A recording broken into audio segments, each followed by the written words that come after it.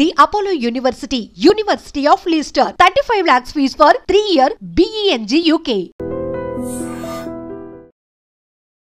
Hi hello నమస్తే welcome back to our channel. నేను మీ వైషు. ఈ మధ్య కాలంలో ప్రియుడితో కలిసి ఉండడానికి భర్తను చంపేసిన వాళ్ళ సంఘటనలు చూస్తుంటేనే భయపడుతుంటే మానవ సంబంధాలని మంట కలిపేలాగా తల్లిని అంటే ప్రేమకు అడ్డొస్తుందని ఒక 18 ఏళ్ళు కూడా లేని బాలిక తల్లినే చంపేసింది ప్రియుడితో కలిసి. అసలు సమాజం ఎట్టెళ్ళిపోతుంది? ఈ విషయం గురించి మాట్లాడడానికి ఈరోజు నాతో పాటు సోషల్ యాక్టివిస్ట్ కృష్ణకుమారి గారు ఉన్నారు. మేడంతో మాట్లాడదాం. హాయ్ మ్యామ్, నమస్తే. నమస్తే. రోజొక సంఘటన, రోజొక సందర్భం మాట్లాడుకుంటూనే ఉన్నాం. ఇంత గలీజ్గా ప్రియుడి కోసం భర్తను చంపేయడం, పిల్లల్ని చంపేయడం, ఇప్పుడు ఏకంగా తల్లిని, అది కూడా 18 సంవత్సరాలు కూడా లేని అమ్మాయి 19 సంవత్సరాలు ఉన్న ఒక అబ్బాయితోటి ఇలా తల్లిని చంపేసిందని ఎలా చూస్తారు మ్యామ్ ఈ సంఘటన? అసలు మీరు ఇది చాలా దురదృష్టకరమైన సంఘటన. ఈ సంఘటన జరగటానికి వ్యక్తులుగా వాళ్ళు ఎంత బాధ్యులో ప్రభుత్వం కూడా అంతే బాధ్యురాలు అని నేను నమ్ముతున్నాను. ఓకే, ప్రభుత్వం చేయాల్సిన పనులు ప్రభుత్వాలు చేయట్లేదు, అసలు అవగాహన కలిగించట్లేదు చట్టాల పట్ల. సరే, అది అట్లా పక్కన పెడితే అది చాలా పెద్ద విషయం అనుకోండి. ఈ కేసు వరకు తీసుకుంటే ఈ పాపకి 18 అంటున్నారు మీరు, కాదు 16 10th క్లాస్ చదువుతుంది.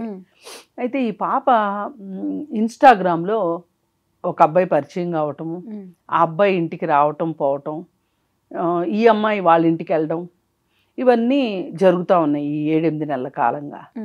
సరే, తల్లి దృష్టికి వచ్చినప్పుడు ఇవన్నీ కరెక్ట్ కాదు, నువ్వు చదువుకోవాలి ఫస్ట్ అని చెప్పి తల్లి చెప్పినందుకు తల్లి మీద కోపం వచ్చింది. సరే, ఎనీవే అతని దగ్గరికి వెళ్ళిపోయింది. వెళ్ళిపోతే వాళ్ళు బాగా ఆదరించారు. ఆదరించేసరికి ఇంకేముంది, నాకు అక్కడ జీవితం బాగుంటుంది, అతనితోనే బాగుంటుంది అని అనుకుంది. ఇంత చేసి అతని వయసు ఎంత? 19 ఏళ్ళు. అయితే వెళ్తే అప్పుడు తల్లి కేసు పెట్టింది. కేసు పెడితే కనిపించట్లేదని కేసు పెడితే పోలీసులు వెళ్ళారు, పలానా చోట ఉందని తీసుకొని వచ్చారు. వాళ్ళని తీసుకొని వచ్చి కిడ్నాప్ కేసు కింద నమోదు చేసి ఎవరింటికి వాళ్ళని పంపించేశారు. కిడ్నాప్ కేసు కింద నమోదు చేసి ఇంటికి పంపించేశారు. వాళ్ళ కౌన్సిలింగ్ ఇచ్చామని చెప్తున్నారు. ఇంటికి వచ్చిన తర్వాత తల్లి మళ్ళీ మొదలెట్టింది, అమ్మ అట్లా కాదు, నువ్వు చదువుకోవాలి కదా, చదువుకోకపోతే ఎట్లా, చదువు లేకపోతే ఏమైపోతాం మనం, అది ఇది అని చెప్పి. సరే, ఈ అమ్మాయికి బాగా చిరాకు వచ్చేసింది. అక్కడికి వెళ్ళి చూస్తేనేమో వాళ్ళు బాగా వెల్కమింగ్, రిసీవింగ్ బాగుంది. శివ ఐస్ క్రీమ్ అడిగితే ఐస్ క్రీమ్ కొంటున్నాడు, డ్రెస్ కొనమంటే డ్రెస్ కొంటున్నాడు, ఏదంటే అది అంటున్నాడు. వాళ్ళ ఇంటికి వెళ్తే వాళ్ళ ఇంట్లో బాగా చూసుకున్నారు. తల్లి చూస్తేనేమో ఇలా మాట్లాడుతుంది ఏంటి అని ఈ అమ్మాయికి చిర్రెత్తుకు వచ్చింది. వచ్చి ఇద్దరు కలిసి మాట్లాడుకుని, సరే, ఈ తల్లి కూడా చెప్పింది ఏంటంటే, సరే మీకు ఇష్టం ఉంది కదా, ఇప్పుడే కాదు చదువుకోండి, ముందు జీవితాల్లో స్థిరపడిన తర్వాత పెళ్లి చేసుకుందరు కానీ, నేనే చేస్తా పెళ్ళి అని కూడా చెప్పింది. చెప్పినప్పుడు నిజమని ఈ అమ్మాయి అనుకొని నిజంగానే చదువుకుంటూ ఒక గోల్ పెట్టుకొని ఉండాల్సింది. అంటే నేను ఇలా చదువుకోవాలి, తల్లి కోరిక మేరకు చదువుకోవాలి, చదువుకుని ముందుకెళ్ళాలి అనే ఉద్దేశం ఈ పాప కన్నా ఉండాల్సింది. మరి ఇంటికి వెళ్ళిన తర్వాత కూడా అదే మాట చెప్పింది తల్లి. కానీ మొదటి నుంచి కూడా తల్లికి కూతురికి కొంచెం ఫ్రిక్షన్స్ ఎక్కువ ఉన్నాయి అనేది ఇప్పుడు బయటకు వస్తున్న వార్త. సరే, ఈమె మొదటి భర్తకి సంబంధించిన పాప, అతను చనిపోతే ఆమె మళ్ళీ పెళ్లి చేసుకుంటే అతని ద్వారా ఇంకొక పాప, అతను కూడా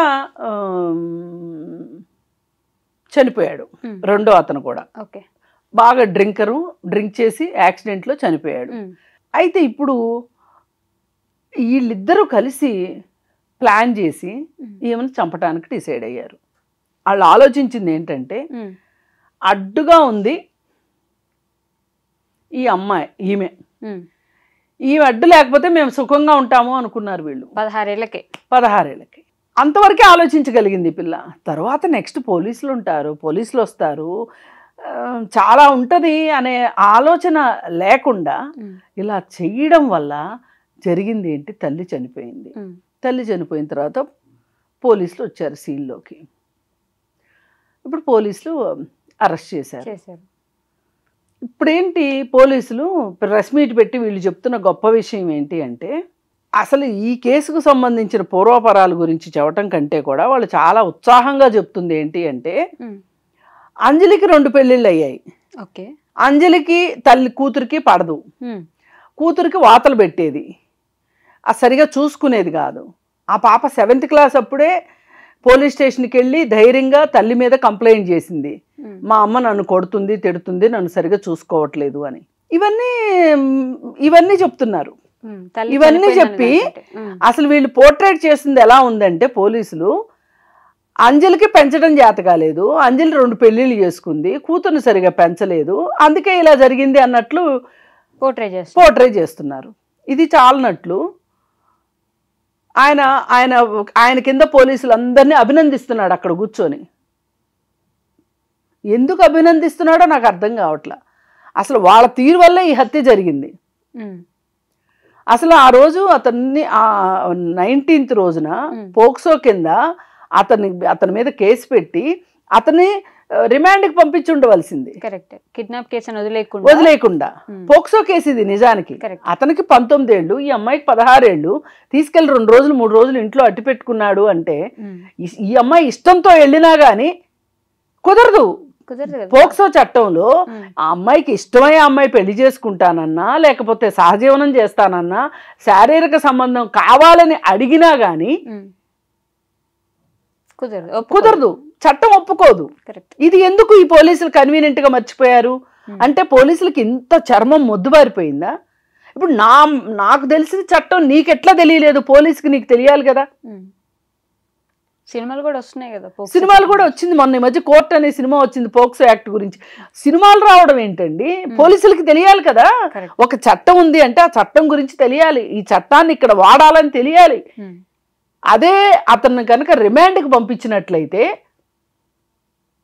ఈ మర్డర్ జరిగేది కాదు. ఇంకెవరితో కలిసి చేసేది ఈ అమ్మాయి? అసలు వీళ్ళు కౌన్సిలింగ్ ఇచ్చామని చెప్తున్నారు అంటే ఏం కౌన్సిలింగ్ ఇచ్చారు? ఇద్దరు కలిసి చంపండి అని కౌన్సిలింగ్ ఇచ్చారా వీళ్ళిద్దరికి? అందరిని వరుసపెట్టి అభినందిస్తున్నాడు ఆయన. ఇది కేవలం ఈ హత్య జరగడానికి పోలీసుల నిర్లిప్తత, నిరాసక్తత, నిర్లక్ష్యమే కారణం. హై ప్రొఫైల్ కేసులు, రియల్ ఎస్టేట్ కేసులు, పెద్ద పెద్ద వాళ్ళ ఇళ్లలో జరిగే కేసులకైతే పోలీసులు ఉత్సాహం చూపిస్తారు, ఎందుకంటే అక్కడ జల డబ్బులు రాలుతాయి కాబట్టి. ఈ కేసులో అసలు వీళ్ళకి ఇంట్రెస్టే లేదు. అసలు ఇది ఏదైతే అది అవుతుంది. ఒక ప్రాణం పోయింది అయినా కానీ ఇంత జరిగాక పోలీసులు అభినందిస్తున్నాడు ఆయన. అసలు ఎక్కడ అసలు ఈ విషయం గురించి అవసరమైతే ఈ రాష్ట్రానికి హోమ్ మినిస్టర్ ఎవరో తెలియదు, లా అండ్ ఆర్డర్ ఎవరు చూస్తున్నారో తెలియదు, రేవంత్ రెడ్డి గారికే తెలియాలి. ఆయన మాట్లాడాలి ఈ కేసు గురించి. అసలు ఇది చాలా తీవ్రమైన విషయం. ఎట్లా మీరు పోలీసులు మీ డ్యూటీ మీరు ఎట్లా చేయకుండా ఉంటారు? ఇది కాకుండా ఇప్పుడు తల్లి ఇంటర్వ్యూ తీసుకుంటే అసలు సమాజం ఎంత అధ్వాన పరిస్థితిలో ఉందో, ఎంత ఇన్సెన్సిటివ్గా ఉందో మనకు అర్థమవుతుంది. ఆమెను చంపటం కరెక్టే అంటుంది శివ తల్లి. అమ్మ నీ పిల్లలు ఇద్దరిని పోలీసులు పట్టుకెళ్ళారు కదంటే ఏమవుతుంది, తీసుకొచ్చుకుంటాం. ఏంటి అసలు మరి ఎలా తయారైపోతున్నారు మా ఆలోచనలో కూడా? కనీసం తల్లికి కూడా జ్ఞానం లేకపోతే ఇప్పుడు ఆ తల్లిని గురించి అసలు ఆ తల్లిని మీరు ఇప్పుడు ఇంటర్వ్యూలో వచ్చింది, అది వేరే విషయం, అది పోలీసుల దృష్టికి వెళ్ళకపోవచ్చు. కానీ ఈరోజు వచ్చిన పేపర్లో వచ్చింది ఏంటి అంటే ఈమె వీళ్ళింటికి వెళ్ళింది, ఎవరింటికి, చనిపోయిన అంజలి ఇంటికి వెళ్ళి మీ అమ్మాయి మా అబ్బాయిని ఇష్టపడుతుంది కాబట్టి మీ అమ్మాయిని పంపించేయి మేము సాదుకుంటాము అని చెప్పి అడిగింది అని చెప్పి పేపర్లో వచ్చింది. ఇది మా దృష్టిలో లేదు అని చెప్తున్నారు పోలీసులు. ఇప్పుడు ఈ అమ్మాయి చెప్పిన దాని ప్రకారం మాట్లాడిన వీడియో ఈ వీడియో సాక్ష్యంగా చూస్తే ఈమె వెళ్ళే ఉంటుంది ఖచ్చితంగా. ఇప్పుడు మా పిల్లోని మేము తెచ్చేసుకున్నాము, వాళ్ళ పిల్లని వాళ్ళు తీసుకెళ్ళిపోయారు, ఆ అమ్మాయి పిలిచే కదా హత్య చేయమంది, ఇందులో మా అబ్బాయి తప్పేంటి అంటుంది. అసలు ఎక్కడ ఒక మనిషిని నా కొడుకు ఒక తల్లి ఒక ప్రాణం తీశాడు, నా పిల్లలు ఇద్దరు అనేది ఆ అమ్మాయి మొహంలో కనిపించట్లేదు. అయితే ఏమైంది, వస్తాడు నిదానంగా బయటికి, ఇలా అనుకుంటుంది. ఇలా అనుకుంటుంది. అంటే ఇప్పుడు ఈ పరిస్థితులన్నీ చూశాక, ఈ సమాజం పరిస్థితులు చూశాక, ఈ సమాజం ఎందుకు ఇంత నిరాసక్తంగా, ఇంత ఇన్సెన్సిటివ్గా అయిపోతుంది? చట్టాల పట్ల అవగాహన లేదు. అసలు 18 ఏళ్ల లోపు అమ్మాయితోటి నేను ప్రేమాయణం చేయకూడదు అనే విషయం, అది ప్రేమ ఆకర్షణ, అది వేరే విషయం. అతనికి తెలియలేదు, ఈ అమ్మాయికి తెలియలేదు అంటే ఇప్పుడు ఈమెని మైనర్ కాబట్టి అసలు తనని ఏం అనలేని పరిస్థితి. ఇప్పుడు ఇంకొక మైనర్ని తీసుకొని వచ్చాడు వాడు శివ. ఆ తల్లికి అసలు చీమ కుట్టినట్టుగా అనిపించట్లే. 16 మా ఇంటికి వచ్చింది కదా, మా ఇంట్లో బాగానే ఉన్నది కదా, ఫ్రీగా వచ్చేది కదా, ఇన్నాళ్ళు కూతురు ఎలా ఉంది, ఏం చేస్తుంది, ఎక్కడెక్కడ తిరుగుతుంది పట్టించుకోకుండా మా ఇంటికి వచ్చినప్పుడే కేసు పెట్టింది ఆవిడ. ముందంతా ఏం చేసింది అని అడుగుతుంది. పిల్లలే కదా, తల్లి కూడా సెన్సిటివ్గా బిహేవ్ చేయట్లేదు. పోలీసులు చాలా ఇన్సెన్సిటివ్గా ఉన్నారు. ఒక తల్లి ప్రాణం పోయింది. ఇప్పుడు తల్లి ప్రాణం పోవడమే కాదు, 3 నేరస్తులు అయ్యారు ఇక్కడ. ఇప్పుడు ఈ అమ్మాయి జువైనల్ చిన్నపిల్ల కాబట్టి, మైనర్ కాబట్టి జువైనల్ హోమ్లో ఉంచుతారు, అది వేరే విషయం. ఈ జువైనల్ హోమ్లో ఏమి ఆ అమ్మాయి పరివర్తన చెంది బయటకు వచ్చి ఎలా ఉంటుంది? ఇంక ముందు ఎంత జీవితం ఉంది, బోలెడు జీవితం ఉంది. ఇప్పుడు ఆ అమ్మాయికి ఎవరున్నారు, ఎవరు ఆదరిస్తారు రేపు పొద్దున? అయిపోయిందా? ఇప్పుడు ఈ అబ్బాయిలు ఇద్దరు, మేజర్కి ఎక్కువ కాలం శిక్ష పడే అవకాశం ఉంది. ఈ మైనర్కి 1 సంవత్సరంలోనో 6 నెలల్లోనో వాడు మేజర్ అయితే గనక అతనికి శిక్ష అయిపోతుంది. అయిపోతే వాడు బయటకు వచ్చిన తర్వాత వాడేమి పరివర్తన చెంది బయటకు వస్తాడు. ఒకవేళ పరివర్తన చెందకపోతే రేపు పొద్దున ఓహో ఇంతేనా, అవసరమైతే మా అమ్మని మా నాన్న చంపేస్తా అనేలాగా అయిపోతే ఇంకేం చేస్తాము ఈ సమాజంలో? మరి ఎందుకు అంత కఠినంగా ఆలోచిస్తున్నారంటారు? ఏం లేదు, ఆలోచన ఒక స్థాయిని దాటి ఆలోచించడానికి బుర్రలు ఇష్టపడట్లేదు, బుర్రలు ఖాళీ ఉండట్లేదు. దీనికి సోషల్ మీడియా కారణం. 6 ఏళ్ల అమ్మాయికి ఇన్స్టాలో ఇతను పరిచయం అయ్యాడు. అసలు ఇన్స్టా ఇప్పుడు ఈ స్మార్ట్ ఫోన్ వల్లనే సగం వచ్చింది. సరే, ఈ స్మార్ట్ ఫోన్లు వచ్చి సమాజంలో ఇలాంటి పరిస్థితులు వస్తున్నాయి, వీటిని ఎట్లా ఎదుర్కోవాలి అని ప్రభుత్వానికి ఏమాత్రం చిత్తశుద్ధి లేదు. జరిగిపోయిన తర్వాత కూడా వాళ్ళకి అసలు సెన్సిటివ్నెస్ లేదు. కేవలం ప్రభుత్వాలే దీనికి కారణం.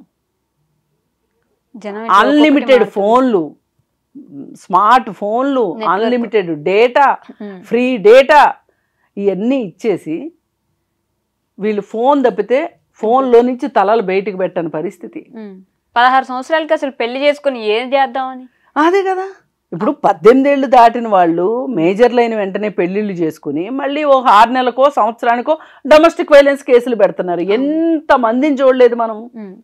అసలు ఇక్కడ పాయింట్ అది కాదు. ఇక్కడ పాయింట్ ఏంటి అంటే, అసలు ఇప్పుడు ఈ పిల్లలు ఇలా అవటానికి కారణం వీళ్ళకి ఒక గోల్ లేకపోవడం, మోడల్ లేకపోవడం, జీవితంలో పలానా సాధిద్దాం అనేది లేకపోవడం, భయం లేకపోవడం, అసలు చట్టాల పట్ల అవగాహన లేకుండా పోవటం. చట్టాల పట్ల అవగాహన ఎందుకు కల్పించదు ప్రభుత్వం? స్కూళ్ళలో ఎందుకు చెప్పట్లేదు? స్కూళ్ళలో చెప్పాలా? నిర్భయ చట్టం క్లియర్గా చెప్పింది, ఖచ్చితంగా నిర్భయ ఫండ్ పెట్టి ఆ ఫండ్ ద్వారా పాఠ్యాంశాల్లో చిన్నప్పటి నుంచినే వీళ్ళకి చట్టాల పట్ల అవగాహన కలిగించాలి అని చెప్పి ఏమన్నా మొదలైందా? లేదు. అసలు ఆ నిర్భయ ఫండ్ ఏమైపోయిందో, అసలు ఆ నిర్భయ ఫండ్ కోసం పెట్టిన డబ్బులు ఎటు వెళ్తున్నాయో ఎవరికీ తెలియట్లా. ఏ రకంగా చూసినా ఇది నేను పోలీసుల నిర్లక్ష్య హత్యగా చూస్తాను, ప్రభుత్వాలకి పట్టనితనంగా నేను చూస్తున్నాను తప్పితే ఇది కేంద్ర ప్రభుత్వమా రాష్ట్ర ప్రభుత్వం అనేది కాదు.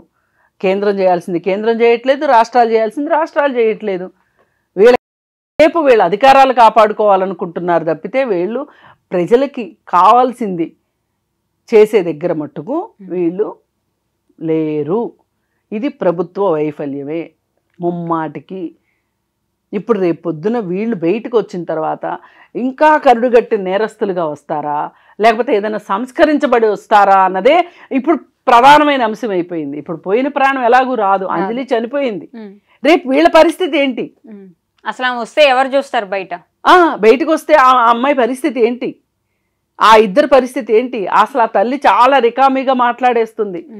మరి ఆ తల్లి ధైర్యం ఏంటి? తెలియనితనమే ధైర్యమా? అయి ఉండొచ్చు. ఖచ్చితంగా ప్రశాంతంగా ఉంటారు కదా. ఉంటారు కదా. ఎటు వెళ్ళిపోతుందంటారు మ్యామ్ సమాజం అసలు? అదే భయం Final గా? వేస్తుంది చూస్తుంటే. Okay ma'am, thank you so much. Thank you.